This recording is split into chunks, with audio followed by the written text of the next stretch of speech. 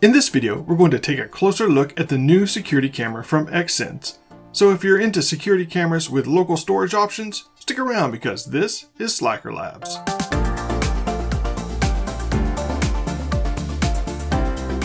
What's up everyone? My name is Jeff, and if this is your first time here at SlackerLabs, we look for ways to automate the boring stuff using smart home tech.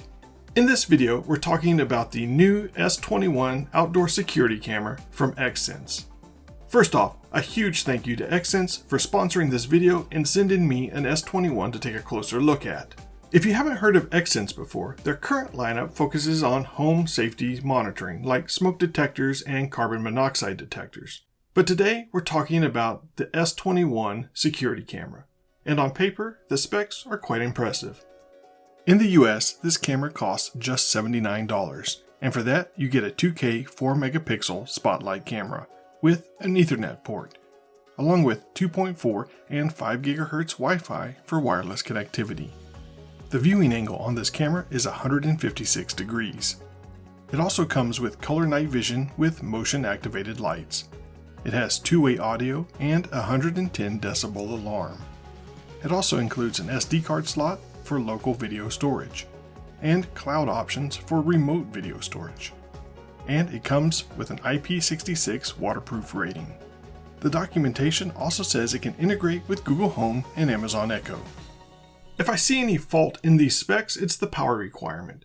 The S21 comes with a 12 DC power supply, with no power over Ethernet or battery options out of the box. So while the wireless connectivity gives you the freedom to put this camera pretty much anywhere, you're going to need a spot near power, or at least a spot in which you can route power to. This camera also doesn't come with any kind of HomeKit compatibility, so if you're a HomeKit user looking for a security camera, this option isn't for you. For everyone else though, let's take a look at what comes in the box. In the box, we of course get the S21 itself, as well as a network patch cable, some connectors for waterproofing the Ethernet connection, and some screws and wall anchors for mounting. It also includes a hex tool to adjust the camera's orientation. This camera is quite a bit lighter than I expected, but that's probably due to the main body being plastic. Size-wise, it's almost the same size as the Reolink 510A, just a little bit shorter and a little bit wider at the lens. The mounting plate and the arm that connect to the camera are metal. And using the included hex tool, you can easily adjust the orientation of this camera and then lock it down so it doesn't move. This camera feels pretty solid, and given its weight, I would have zero issues mounting this camera pretty much anywhere. But enough of me fondling the hardware. Let's get this thing installed.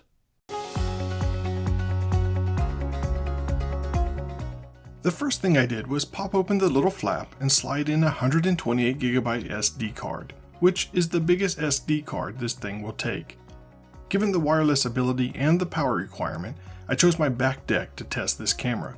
Of course, that ended up being problematic, but we'll get to that in a bit. The camera does come with mounting hardware, but since I was mounting this to my house, I brought my own screws.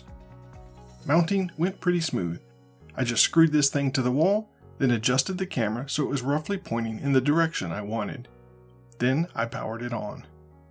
While it was starting up, I jumped on my phone and downloaded the X SmartView app and did the normal create an account routine.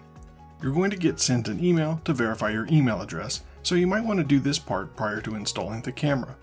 Actually, you may want to do all of this app stuff prior to mounting your camera, just because it makes it easier. This step requires you to scan a QR code on the camera, and depending on how you've mounted your camera, it may be hard to get your phone there to scan this thing, since for me, the QR code was on the arm. Once you hear the camera say hello, and when the LED on the front is flashing blue, it's time to add the camera to the app. So, like I said, it may be better to power up this camera and get it connected to the app prior to actually mounting it. Once you scan the QR code, you'll be prompted to enter your Wi-Fi network info. Then the app will generate a QR code. For Wi-Fi configuration, please point the QR code to the camera directly.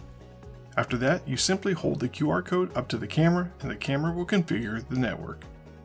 The first time I did this, it failed, but on the second attempt, the camera connected right up, and I was able to give the camera a name.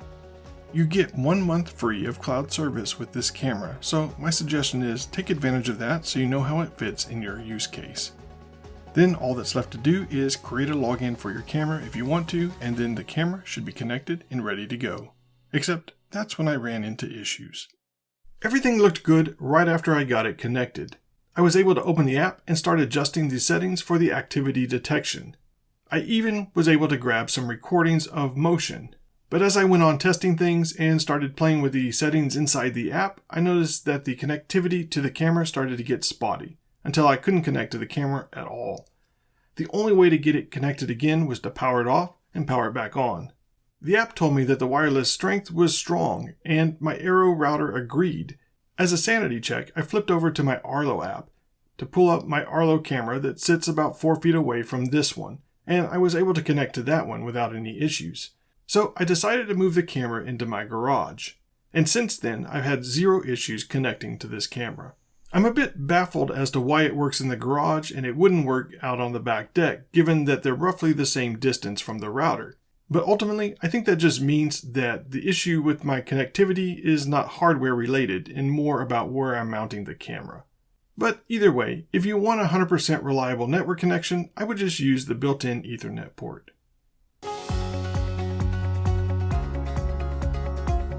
For video storage, you have at least 3 options with the S21.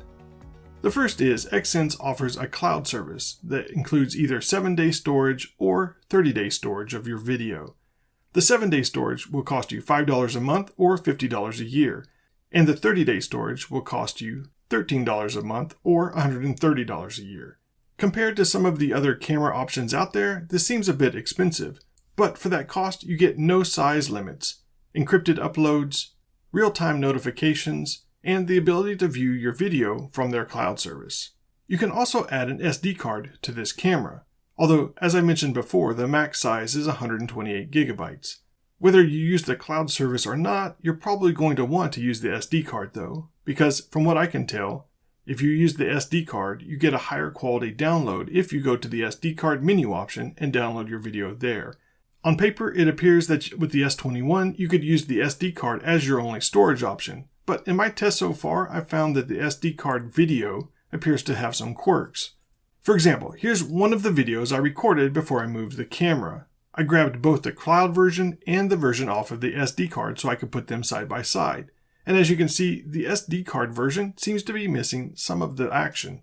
I don't know if this is a limitation of the SD card recording or related to the issues I was having when this camera was outside. Either way, you might not want to rely on the SD card option only. The documentation does list connecting this camera to an NVR as an option, and I did see a toggle in the settings that allow you to turn that capability on, but outside of that, I didn't find any documentation on how to connect this to an NVR, and I don't have an NVR to test.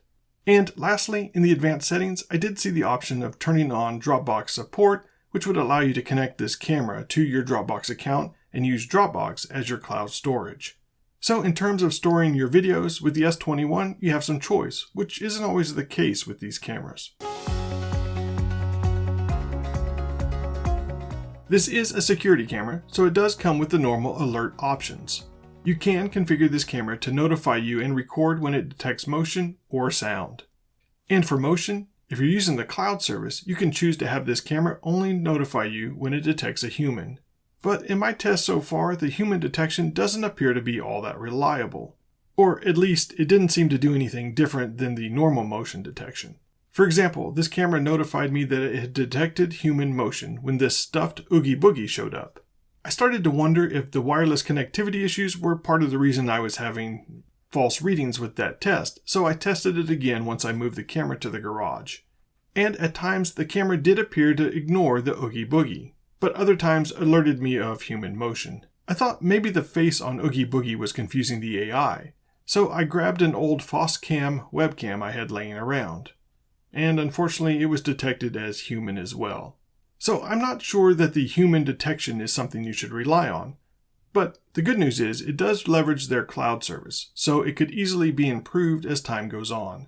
A better option may be just to use the normal motion and then define what areas you want to watch for motion in. You can simply drag this box to cover the area that you want to be watching for motion. And you can add multiple boxes to ensure that all the areas you want to watch are covered. And of course, you can enable the siren or the spotlight to come on when motion or sound is detected. The siren is loud enough that you'll hear it inside the house.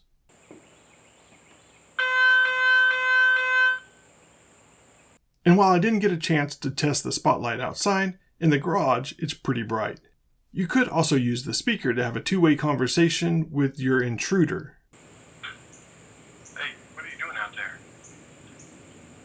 And the quality of the microphone is good enough that you'll be able to understand them when they talk back. This camera also includes the ability to set a privacy mask if you want to mask off certain areas of your video so they don't get recorded.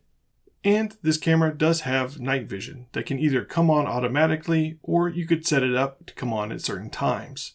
This is another thing I didn't get to test outside, but it works pretty well in the garage. Overall, this seems to be a pretty decent camera. The video quality is excellent and the viewing angle is insane. You definitely need to take in consideration the viewing angle when deciding where to mount this camera. Both the microphone and the speaker are superior to the Arlo Pro 2s I have. But at times I did feel like this camera was a first iteration. For example, the app that connects to this camera has an automation section, but other than being able to click on a couple of options, you don't actually have a way to build an automation. So I'm not real sure what its purpose is. And while the documentation says you can connect this camera to Google or Amazon, I was unable to do either. The app does include an option to toggle on that support, but outside of that, I was not able to find a way to get it to actually be recognized by either the Google or my Amazon Echo, and I didn't find any Xsense integrations or skills inside either one of those platforms. I'm hoping that's just a user error on my part and not a bigger issue. And lastly, I was hoping to be able to connect this camera to Home Assistant over RTSP, since RTSP was listed as a supported protocol, but I was unable to find any way to connect to this camera over the local network. And I couldn't find any documentation on how to set up the RTSP connection. If I find any solutions to any of the issues I just mentioned, I'll post updates in the description of this video. The bottom line is, if you're looking for a cheap security camera with a good spotlight, a siren, a good speaker, and a microphone, and you're willing to leverage their cloud service, I think this is a good option. Plus, you get the bonus of being able to back up the video to Dropbox and to a local SD card. And given that some of Xsense's other products are Tuya Smart Life compatible, I'm hoping that the next security camera they release will be too. There's a link in the description of this video where you can grab one of these S21s along with a coupon Xsense20 to get 20% off. Thanks again to Xsense for sponsoring this video. If you found this video useful, hit that like button and consider subscribing to my channel for more smart home content like this. As always, thanks for taking time out of your home automation projects to watch mine. Until next time, go automate the boring stuff.